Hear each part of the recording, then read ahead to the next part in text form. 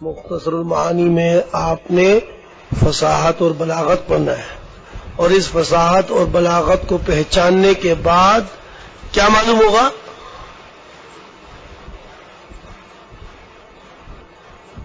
جب آپ فصاحت اور بلاغت پڑھ لیں گے تو کیا معلوم ہوگا؟ قرآن کریم، سب سے پہلی بات تو عربیت کے دقائق اور رموز، اسرار، اور دوسری بات یہ کہ اس کے ذریعے سے وہ پردے ہٹا دیے جائیں گے جو قرآن کریم کے الفاظ میں اعجاز کے طرق ہے، یعنی جس سے پتہ چلتا ہے کہ قرآن کریم معجز یعنی شکست دینے والی کتاب ہے، اور اس جیسی کتاب کوئی لا، وہ دیکھنا ہے اصل میں ہمیں فصاحت بلاغت دیکھنی، کس درجے کی فصاحت ہے اس میں، کس درجے کی فصاحت اور بلاغت، ٹھیک ہے نا؟ یہ چیز دیکھنی ہم نے، جس کے ذریعے سے آپ قرآن کریم کے اعجاز کو پہچانیں گے۔ اچھا، پہچاننے کے باوجود آپ لا نہیں سکیں گے، پردے تو ہٹائیں گے آپ کہ دیکھو یہ اعجاز، یہ اعجاز۔ اب یہ تو جان لیا، اس کا مطلب ہے آپ بھی لا سکتے ہوں گے ویسا کلام، پھر بھی نہیں لا سکیں گے، پھر بھی ایسی فصاحت آپ بول نہیں سکیں گے۔ چلوں آگے چلوں۔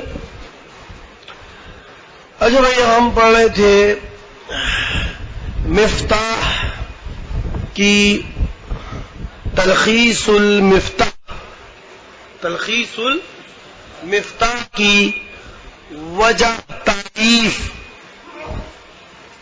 کہ اس کو مصنف تلخیص المفتاح کو مفتاح العلوم سے لیا، اور اس کی تعلیف کی وجہ کیا ہوئی؟ تعریفیں تو آپ نے بہت اچھی اچھی کہی تھی پہلے، کہ مفتاح العلوم علامہ ابو یعقوب یوسف سکاکی رحمہ اللہ کی کتاب بڑی عظیم تر ہے تمام کتب مشہورہ سے جو اس موضوع پر لکھی گئی ہیں، نفع ہونے کے اعتبار سے۔ نفع اس لیے ہے کہ اس کی عبارتیں ترتیب بڑی عمدہ ہے، نفع اس لیے ہے کہ اس کی تحریر بڑی اکمل ہے، نفع اس لیے ہے کہ یہ کتاب اکثر اصول کے لیے جامع ہے۔ جب اتنی خوبیاں ہیں تو آپ کو کیا ضرورت پیش آ گئی علامہ سکاکی کی کتاب کی قسم ثالث کو لے کر آپ کیوں بیٹھ گئے؟ جواب، ولیکن کان القسم الثالث۔ اب تو متن پڑھوں، شرح پڑھوں ساتھ میں، شرح تو میں نے پڑھ دی تھی نا، پھر پڑھتا ہوں۔ ولیکن کان، اب میں سب مبتدا خبر سب نکال کے پڑھ رہا ہوں، ٹھیک ہے؟ جہاں مبتدا خبر نکال رہے ہیں، کہیں پہ اس کی وضاحت کر رہے ہیں، لفظ کی وضاحت کر رہے ہیں، کہیں تعریف کر رہے ہیں، بہترین کتاب کی وضاحت ہے، شرح کی ضرورت نہیں ہے آپ کو، کسی اردو شرح کی یا کسی مزید شرح کی ضرورت ہے نہیں، بس کتاب کو پہلے سمجھ لو پھر شروعات پڑھتے رہنا۔ ولیکن کان القسم الثالث غیر مسون، لیکن تھی یہ قسم ثالث غیر محفوظ، غیر مسون اے غیر محفوظ، الحشوی، حشو سے، حشو کا معنی وہو الزائد المستغنی عنہ، ایسا زائد کلام کہ جس سے استغنا برتا جاتا ہو، جس سے بے پرواہی برتی جاتی ہو، جس کی پرواہ نہ کی جاتی ہو، المستغنا، جس کی پرواہ نہ کی جائے، وہ حشو ہے، حشو۔ وہ تطویل، غیر محفوظ تھی تطویل سے، تطویل وہ کلام جو زائد ہو اصل مراد پر بغیر کسی فائدے کے، تو یہ غیر محفوظ تھی، قسم ثالث غیر محفوظ تھی اس سے بھی۔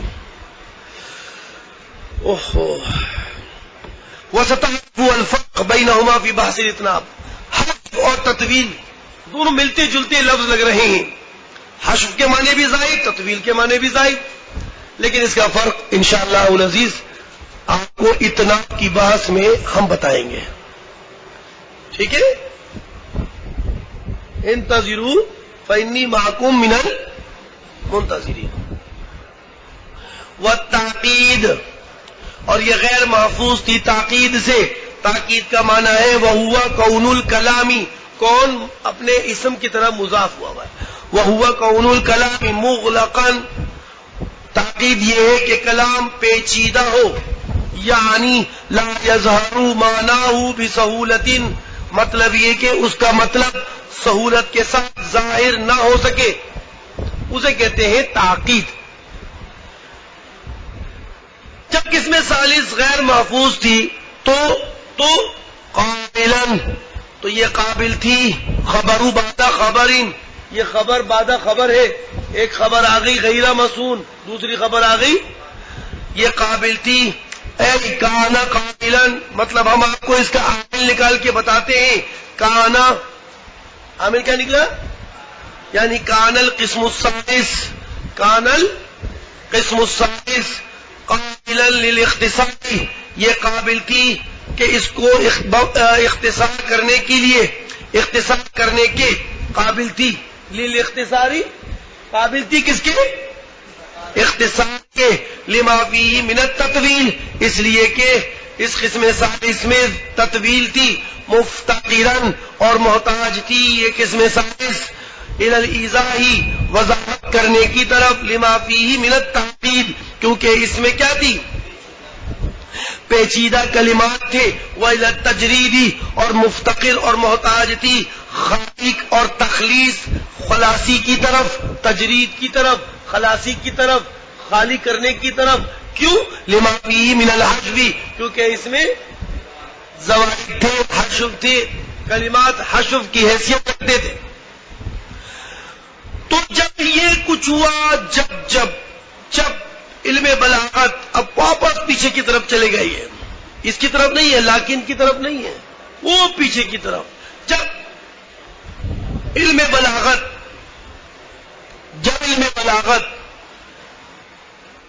یہ اپنا اور اس کے توابع جب بڑے بڑے علوم میں سے تھے،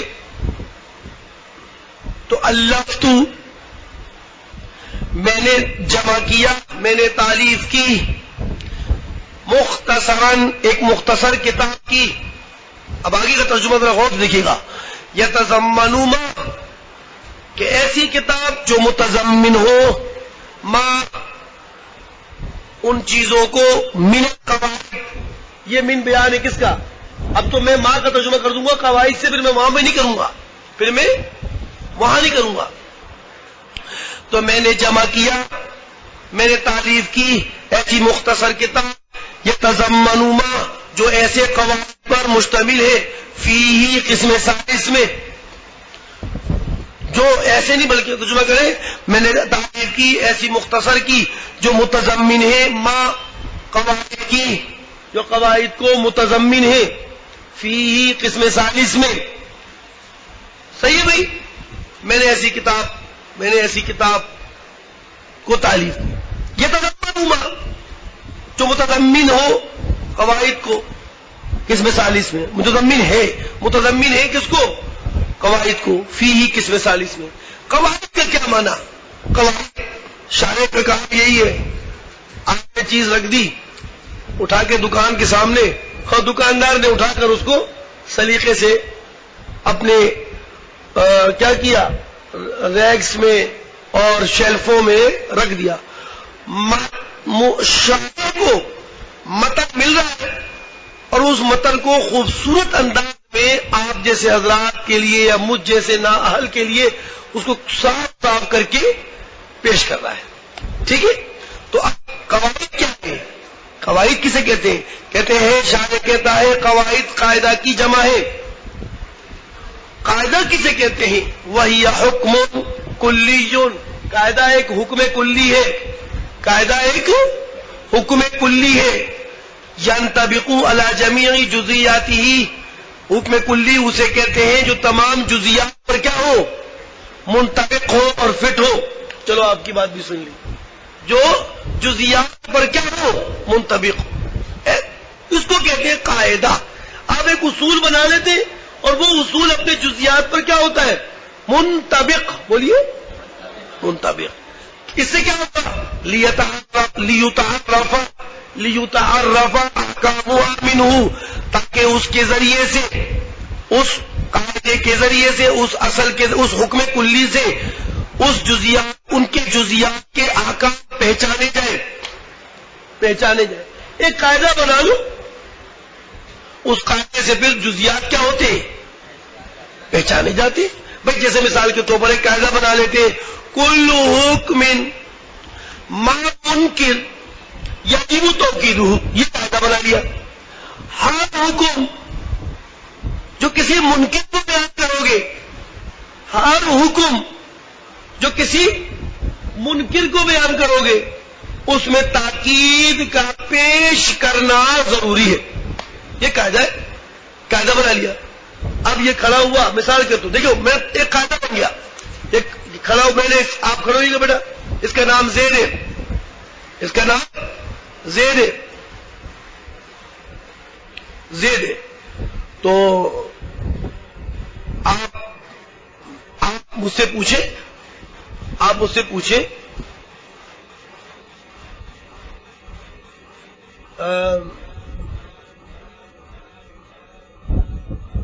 آپ مجھ سے پوچھیں ازید قائم، پوچھیں. تو میں نے کہا زید، نعم زید قائم. آپ نے کہا لا. اب بولے لا، وہ یہ تو منع کر دیا، میری بات کا انکار کر دیا. اب میں پھر نام زید قائم، آپ غلط ہے، آپ غلط ہے.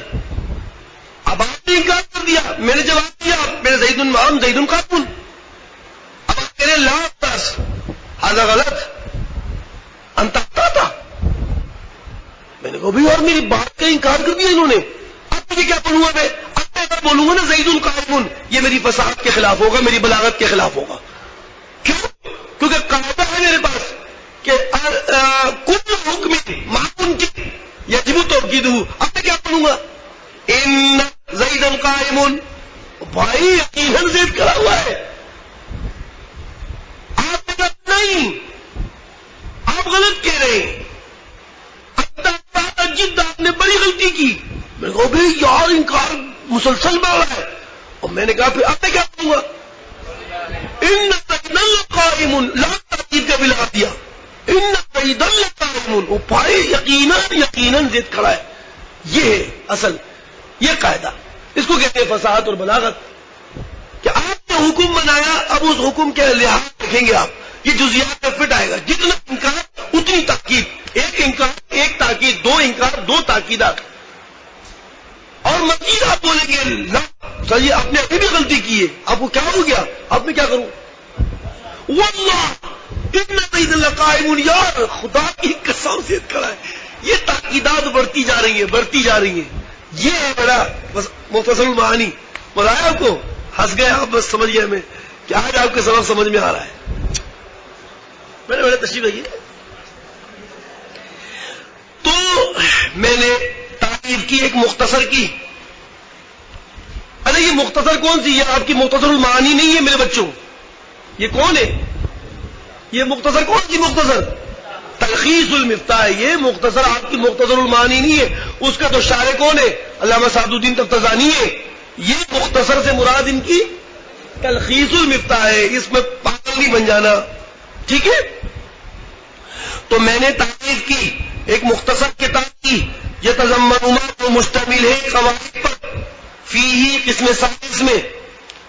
قواعد کے معنی جمع قاعدہ، وہ یہ حکم کلی، یہ ایک حکم کلی ہے، ینطبق علی جمیع جزیاتہ، جو منطبق ہو تمام جزیات پر، لیتعرف احکام منہ، تاکہ اس کے ذریعے جزیات کے حاکمین کا مرجع کیا ہے؟ احکام، جزیات کے احکام پہچانے جا سکے اس سے، حکم کلی سے. کقولنا کل حکم معروف یجب توکیدہ، جیسے کہ یجب توکیدہ، جیسے ہر حکم منکر کے ساتھ اس کی توکید اور اس کی تاکید لانا کیا ہے؟ ضروری ہے. اور ابھی آگے چل رہا ہے وَيَحْتَمِلُ عَلَىٰ، اور وہ میں نے جو تعریف کی مختصر، وہ مشتمل ہے عَلَىٰ. اب ماں کا بنا شے، اب مجھے پہلے اس کو دیکھنا پڑے گا کہ ماں سے مراد کیا لے لوں. شے تو آپ سمجھیں گے نہیں، ماں سے مراد آگے من سے بیان ہے اس کا، امثلہ، مثالیں. چل گیا؟ اب میں یہی ترجمہ کر دیتا ہوں ماں کا، کیونکہ میں اردو میں سمجھا رہا ہوں، تو مجھے ماں کا ترجمہ یہی کرنا ہے. اور وہ مختصر مشتمل ہے ایسی مثالوں پر، مشتمل ہے علامہ ان چیزوں پر، یعنی مثالوں پر، یحتاج الیہ، یحتاجون الیہ کہ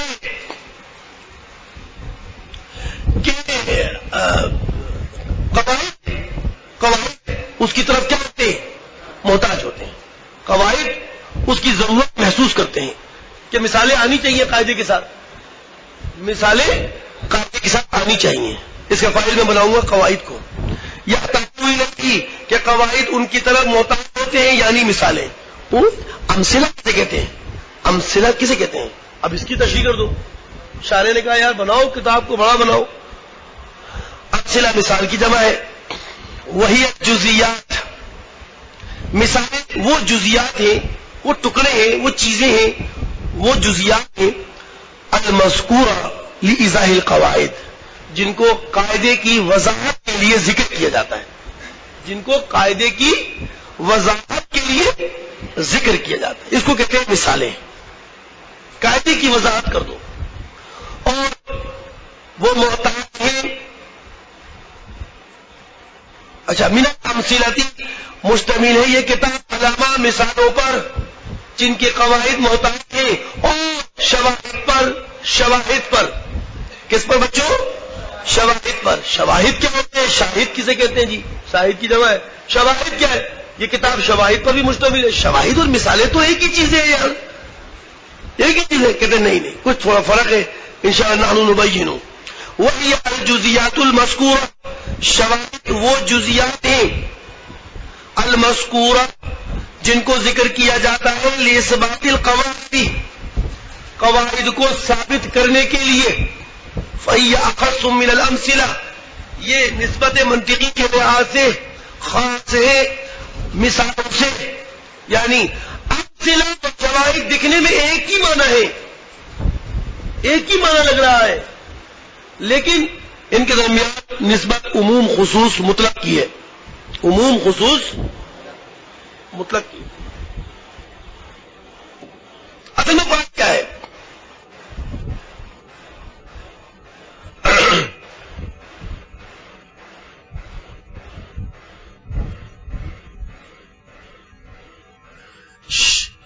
شاہد اسے کہتے ہیں کہ جو ایسے کلام سے ہو جو کلام مسلم ہو. شاہد اسے کہتے ہیں، سنیے اگر غور سے تو آپ کل مجھ سے دوبارہ پوچھیں گے. شاہد اس کلام کو، اس جزی کو کہتے ہیں جو کسی معتبر کلام سے ہو، کسی مسلم کلام سے ہو، عربیت کے مسلم کلام سے ہو، اور اس کی عربیت جس نے بولا ہے اس کی عربیت معتمد ہو، بھروسہ کیا گیا ہو. شاہد یہ ہوتا ہے. شاہد مثال کے طور پر شاہد قرآن کریم میں سے ملے گا، احادیث میں سے ملے گا، یا ایسے عربی دان ادیب سے آپ کو ملے گا جس کی عربیت مسلم ہے اور لوگ اس پر اعتماد اور بھروسہ کرتے ہیں. اسے کہتے ہیں شاہد. اور مثال ایک ایسی جزی ہوتی ہے کہ جس کو قاعدے کی وضاحت کے لیے پیش کیا جاتا ہے. ضروری نہیں ہے اس کا کسی معتمد کلام سے ہونا، بس وضاحت کے لیے. مثال بھائی آپ کوئی مثال پیش کر دیں اس کے بارے میں ہمیں، تاکہ ہمیں مثال اور شاہد سمجھ میں آ جائے. آپ عمومی طور پر الفاظ پرچوں میں، امتحانی پرچوں میں پڑھتے ہوں گے. محل استشہاد، آپ نے قاعدہ بنایا، اب اس قاعدے کے لیے استشہاد یعنی شاہد کو طلب کرنا، اس پر کوئی کلام سے کوئی مثال لانا، یہ کہلاتا ہے استشہاد، شاہد بنانا. اور ایک ہوتا ہے کہ مثالیں بیان کرنا. تو میں ایک مثال دیتا ہوں آپ کو، ایک ابھی آپ سمجھ جائیں گے. ریڈی رہیے گا، ریڈی. مثال کے طور پر ایک قاعدہ ہے، دونوں چیزیں قاعدے کے لیے آتی ہیں. پھر دوبارہ بولتا ہوں، مثال قاعدے کی وضاحت کرتا ہے، مثال قاعدے کی وضاحت کرتا ہے، اور شاہد قاعدے کو ثابت کرتا ہے. دونوں میں یہ فرق ہے. مثال کے طور میں ایک قاعدہ ہے،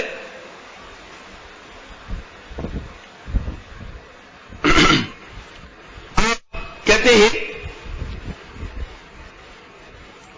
کل مفعول منصوب، ہر مفعول منصوب ہوتا ہے. آپ نے مثال پیش کر دی، رأیت زیدن، یہ مثال ہے.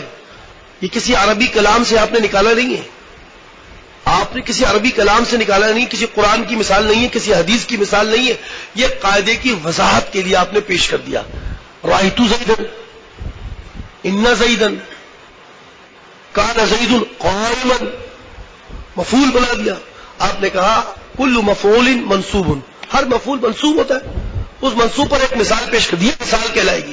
اب یہ مثال بن جائے. ایک اور قاعدہ مثال کے طور پر دیتے ہیں.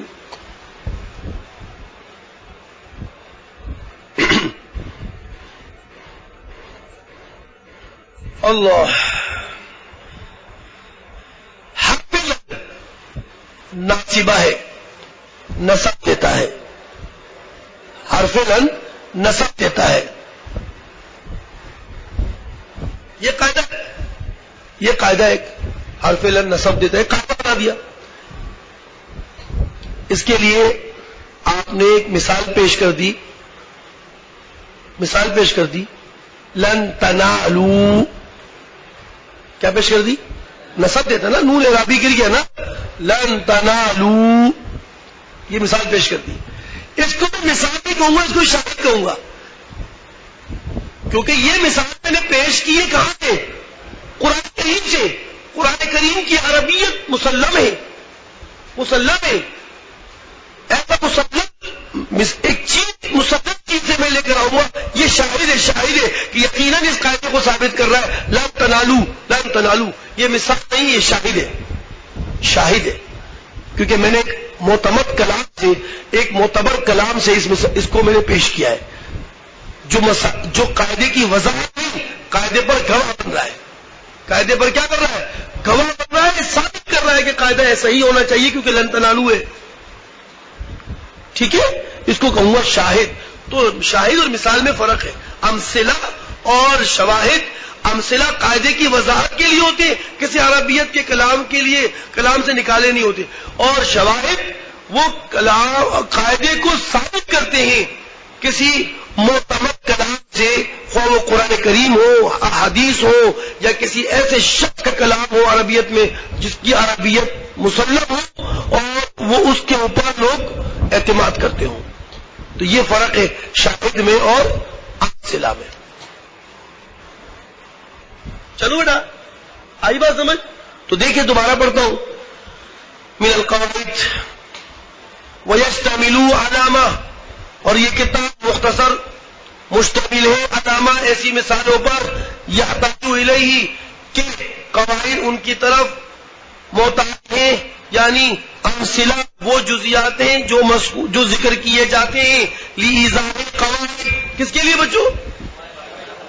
قواعد کی وضاحت کے لیے. والشواہد، اور یہ مشتمل ہے شواہد پر، یہ کتاب مشتمل ہے شواہد پر. شواہد وہی الجزیات، یہ وہ جزیات ہیں المذکورۃ لاثبات القواعد، جو ذکر کیے جاتے ہیں قواعد کو ثابت کرنے کے لیے، اثبات کے لیے، نہ کہ ایضاح کے لیے. فہی اخص من الامثلہ. اب یہ نسبت سمجھ لے کہ شواہد خاص ہے اور مثال عام ہے. جو شاہد ہوگا وہ مثال بھی ہوگا، مثال. لیکن جو مثال ہو وہ ضروری نہیں ہے کہ کیا ہو؟ شاہد ہو. تو مثال عام ہے اور اللہ بھلا کرے آپ کا یہ کیا ہے؟ شاہد کیا ہے؟ خاص، خاص ہے. یہ مثال سے ہٹ کر نہیں بنے گا، اور مثال شاہد سے ہٹ کر بن سکتی ہے. مثال صرف مثال ہوگی، شاہد نہیں ہوگی.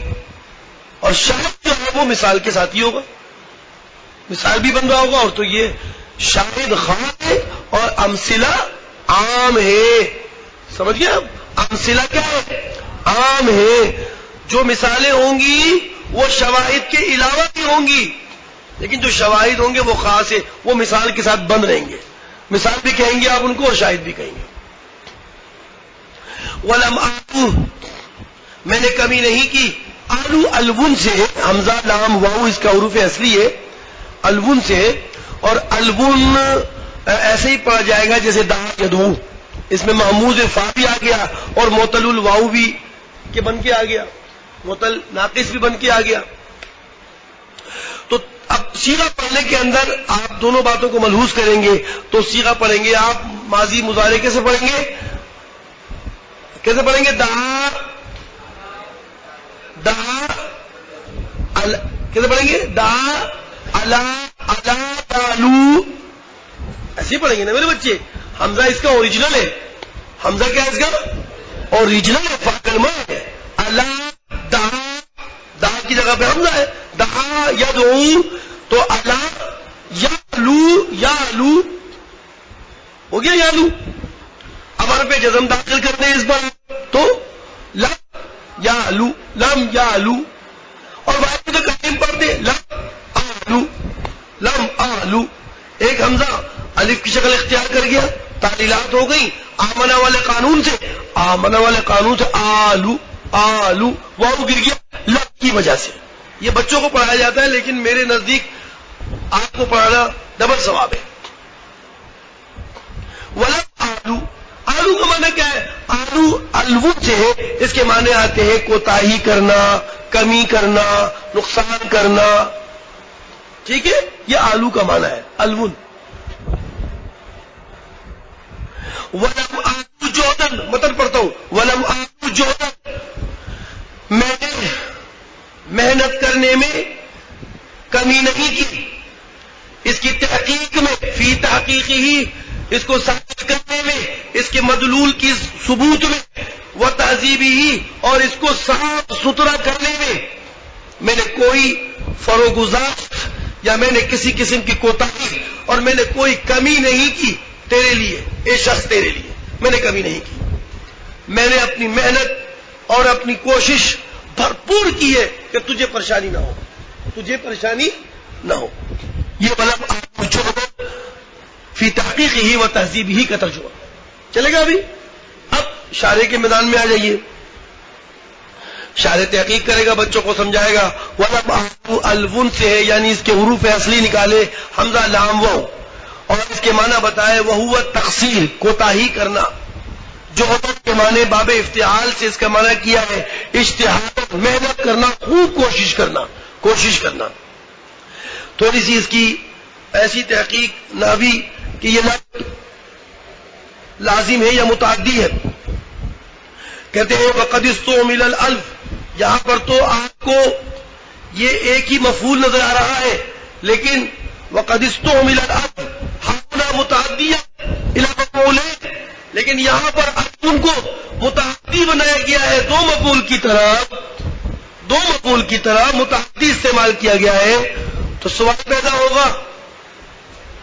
होगा, इसका मफूल दूसरा कहां है? जोहदन तो एक है।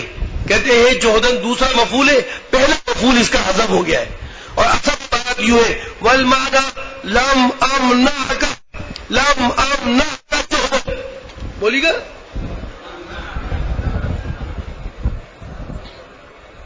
लम अमना का जोहदन का माना है मैं रुका नहीं तुझसे मेहनत और कोशिश करने में, मैं रुका नहीं, यानी मैंने तेरे लिए भरपूर कोशिश की इसकी तहकीक करने में कि ये बच्चे तेरे लिए मसला पैदा ना हो।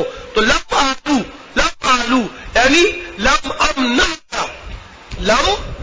अब इस सूरत में अब जब मुताद्दी बदो मफूल होगा तो बतरीका तज़मीन, बोलिएगा, ज़िद के अंदर इसका माना अब आलू से तकसीर कर नहीं, आलू का माना करेंगे मना करना।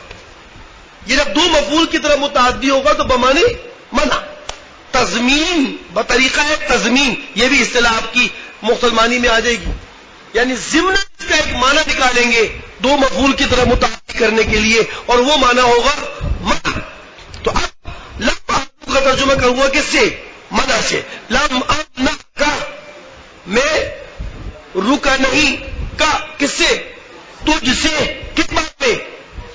जोहदन, कोशिश करने में, इसकी तहकीक में और इसकी तहजीब में, यानी मैंने भरपूर कोशिश की है तेरे लिए, मैंने तेरे लिए इसमें भरपूर कोशिश की है। फिर तहकीक ही जमीर का मर्जा बताते हैं ए अल मुख्तसर, यानी فی تحقیق ما ذکرت ہی من الابحاث، یعنی میں نے مختصر میں تحقیق کی گئی ہے جو اس میں ابحاث مذکور ہے، میں نے اس میں کیا کی ہے؟ خوب تحقیق کی ہے. وہ تہذیب ہی، تہذیب کا معنی صاف کرنا، تنقیح ہی یعنی اس کو خوبصورت بنانا غیر اضافی باتوں سے. یہ بچوں بہت کھول کے آپ کو بیان کیا گیا ہے، شاید سمجھ میں آ گیا ہوگا، ولم آلو بھی سمجھ میں آ گیا، اور اس کا متعدی با دو مفعول ہونے میں کیا معنی نکلتا ہے تضمینہ وہ بھی سمجھا دیا گیا. اب مصنف رحمہ اللہ اس کی ترتیب کی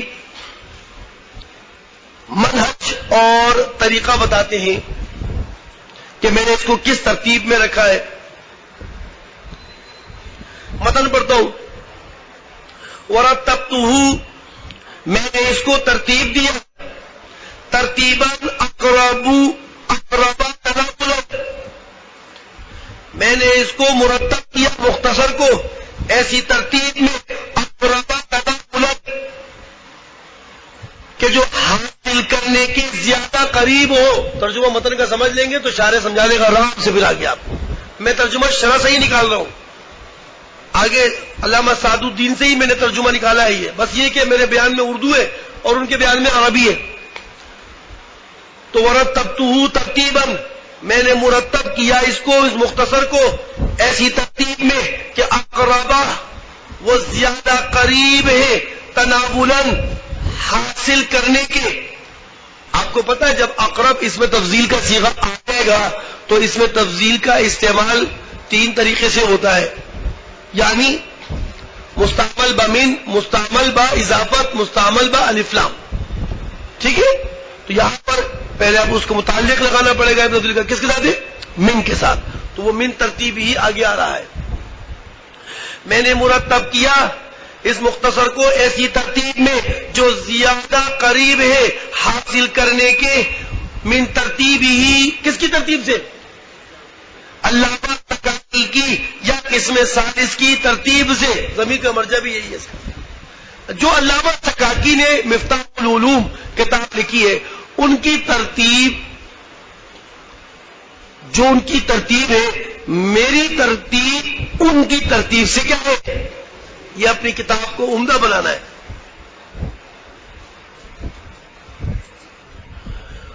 وَلَمْ أُبَالِغْ فِي اخْتِصَارِ لَفْظِهِ، وَلَمْ أُبَالِغْ فِي اخْتِصَارِ لَفْظِهِ، میں نے مبالغہ نہیں کیا، میں زیادہ فن خوان نہیں بنا، میں نے مبالغہ نہیں کیا فی اختصار لفظی، اس مختصر کے لفظوں کو شارٹ کرنے میں، مختصر کرنے میں نے اتنا بھی نہیں کیا کہ آپ سمجھ رہے ہوگے یار یہ تو بس سمیٹے ہی جا رہے ہیں، سمیٹے ہی جا رہے ہیں. سن رہے نا بیٹا؟ ولا مبالغہ واحد متکلم کا صیغہ ہے. میں نے مبالغہ نہیں کیا فی اختصار لفظی، اس کے لفظ کو مختصر کرنے میں. کیوں نہیں کیا آپ نے؟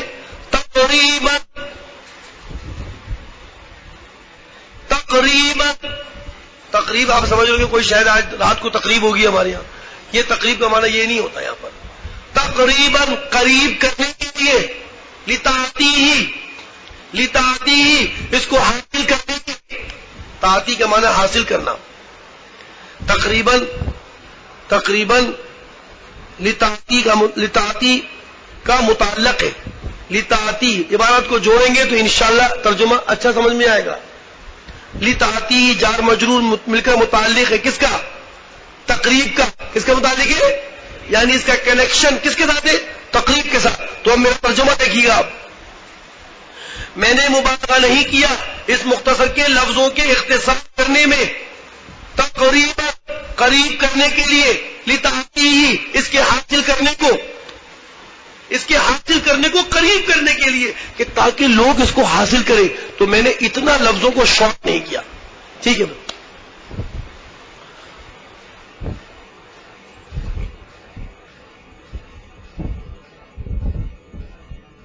اور میں نے مبالغہ نہیں کیا اس کے لفظوں میں اختصار کرنے میں. وہ طلب واؤ کو ہٹا دوں میں، طلب کرنے کے لیے، طلب کرنے کی وجہ سے، لتسہیل فہمہ علی طالبیہ، اس کے طالب علموں پر اس کے سمجھنے کو آسان کرنے کی وجہ سے، تاکہ طالب علم اس کے سمجھنے کو آسانی سے طلب کر لے، اس لیے میں نے زیادہ اپنے الفاظ میں شارٹ نہیں کیا. یہاں پہ بات سمجھ آتی؟ اچھا جی. وَأَضَفْتُ إِلَى ذَلِكَ، میں نے اضافہ کیا إِلَى ذَلِكَ، ان قواعد اور امثلہ اور شواہد کی طرف میں نے اضافہ کیا. بھائی سنیے گا، وہ مفتاح العلوم میں کچھ قواعد ہیں، شواہد ہیں، لیکن میں ان قواعد میں وَأَضَفْتُ إِلَى ذَلِكَ، میں نے اضافہ کیا. میں اضفت کا ترجمہ اضافے سے کروں گا، یہ مضاف نہیں کر دینا اس کو. اضفت، میں نے کیا کیا؟ اضافہ کیا الی ذالک، اس مذکور میں جو قواعد اور امثلہ اور شواہد میں پیش کر رہا ہوں اس میں فوائدہ غیر منصرف ہے. فوائدہ میں نے کیا اضافہ کیا؟ فوائد کو میں نے اور ایڈ کیا. کیا کیا؟ ایڈ کر دیا، اس میں تھوڑا اور اضافہ کر دیا. حضرت آپ نے اضافہ کر دیا، کہاں سے لائے آپ یہ فوائد؟ آپ کہاں سے لائے؟ چوری کیے؟ نہ، چوری نہیں کیے. اثر تو ان فوائد پر میں آتا ہوا، میں سچ بتاؤں گا، سچ. اثر تو، اثر کے معنی آگاہ ہونا، مطلع ہونا. اثر تو میں مطلب پڑھ رہا ہوں بچوں، غور سے دیکھیے گا. اثر تو میں آتا ہوا ان فوائد پر فی بعضی کتب القوم علیہا، بعض قوم کی کتابوں میں علیہا، ان فوائد پر. میں ان فوائد پر کچھ مصنفین کی کتابیں موجود تھیں، مجھے وہاں سے یہ فائدے نظر آئے تو وہ فائدوں پر میں آتا ہوا اور میں نے اپنی کتاب میں ان فوائد کو ان قواعد کے ساتھ کیا کر دیا؟ زیادہ کر دیا. اور سبحان اللہ یار، میں نے زیادہ کیا کچھ زائد باتوں کو. سنیے گا، میں یہ آپ کو بتاؤں گا، آپ پاگل ہو جائیں گے. اور ابھی میں آپ کو ایڈی سینٹر میں داخلہ کراؤں گا. میں نے اضافہ کیا فوائد کو، جو فائدے میں نے حاصل کیے مطلع ہوا تھا کس پر؟ کہاں سے؟ بعض قوم کی کتابوں پر. اور یہ زوائد کا لفظ عطف ہے فوائد پر. اور میں نے کچھ زیادہ باتیں بھی ڈالی. اچھا، زیادہ باتیں کہاں سے لائے؟ لب اسفر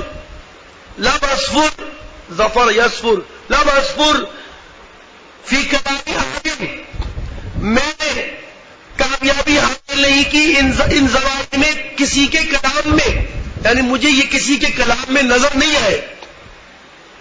بالتصریح وضاحت کے ساتھ، بالتصریح یا ان زوائد پر مجھے کسی کے کلام میں یہ چیز نظر نہیں آئی جو میں نے زیادہ کی ہے. اور ولا اشارتی الیہا، اور نہیں ان کے کتابوں میں ان زوائد کی طرف اشارہ تھا.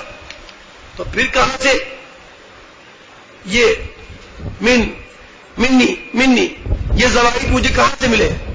من عندی، کہاں سے ملے؟ میری جانب سے تھے. اب آپ بتائیے فوائد میں اور زوائد میں کیا فرق ہے؟ بتائیں، کوئی مائک لال بتاؤ. شاباش، اسٹینڈ اپ. دیکھیں آپ نے عاجزی اور انکساری کو دکھلا دیا، دوسروں کی کتابوں سے لیا تو اس کو فوائد میں کاؤنٹ کیا. کس میں کاؤنٹ کیا؟ اس کو فوائد میں شمار کر لیا. اور اپنی جب فوائد کو ذکر کرنے لگے تو اپنی باتوں کو زوائد کہہ دیا. سبحان اللہ، مصنف کی بات دیکھیں یار، سبحان اللہ. اپنی طرف سے جو بات کہہ رہے ہیں اس کو زائد کہہ رہے ہیں، اور دوسروں کی کتابوں سے باتیں لے کر اس کو فوائد کہہ رہے. یہ عاجزی، فروتنی، انکساری کا اظہار ہے کہ میری باتوں کی حیثیت زوائد کی ہے، دوسروں کے کلاموں کی نکلی ہوئی باتوں کی حیثیت فوائد کی ہے. اور آپ تو فن خان بن جاتے ہیں 2 منٹ میں.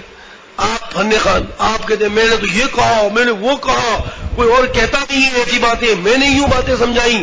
لیجیے دیکھا آپ نے. تو کہنے لگے واضبط الی ذالک، میں نے اضافہ کیا ان مذکورہ چیزوں کی طرف، فوائد کو. اثرت، میں آتا ہوا تھا کتب القوم علیہ، ان فوائد پر بعض قوم کی کتابوں میں اور زوائد کو بھی زیادہ کیا. لا مذکور فی کلامی احد بالتصریح بہا، یہ زوائد مجھے کسی کے کلام میں وضاحت کے ساتھ نہیں ملے اور نہ ہی ان کی طرف انہوں نے اشارہ کیا ہے. وسمیتہ تلخیص المفتاح، میں نے کتاب مرتب کرنے کے بعد اس کا نام نامی اور نام گرامی پیارا سا رکھ دیا تلخیص المفتاح. تلخیص المفتاح نام رکھ دیا. اور یہ کتاب کا نام تلخیص المفتاح اس لیے رکھا تاکہ یہ نام اپنے معنی کے مطابق ہو جائے، کیونکہ کتاب کو میں نے لیا تھا کس سے؟ مفتاح العلوم سے، تو اس معنی کے لحاظ سے تلخیص المفتاح یہ نام اپنے معنی یعنی مفتاح العلوم کے کیا ہو گیا؟ مطابق ہو گیا. اللہ تعالیٰ، میں اللہ تعالیٰ سے درخواست کرتا ہوں من فضلہ، اس کے فضل کا واسطہ دے کے، فضل کے واسطے سے کہ ان ینفع بہ، کہ اللہ رب کریم اس مختصر کے ذریعے سے نفع دے دے، کما نفع باصلہ، جیسے اللہ تعالیٰ نے نفع فراہم کیا اس کی اصل یعنی مفتاح العلوم یا قسم ثالث سے. انہ، یقیناً میرا اللہ تعالیٰ ولی ذالک، اس نفع کا مالک ہے. وہو حقی، وہی میرے لیے کافی ہے. ونعم الوکیل، اور وہی بہترین کار ساز ہے. دیکھا آپ نے، یہ ہے تلخیص المفتاح جس کا میں نے متن پڑھا. اب شارح کی میدان میں ہم انشاءاللہ کل اس کی وضاحت کے ساتھ تھوڑا سا پڑھیں گے.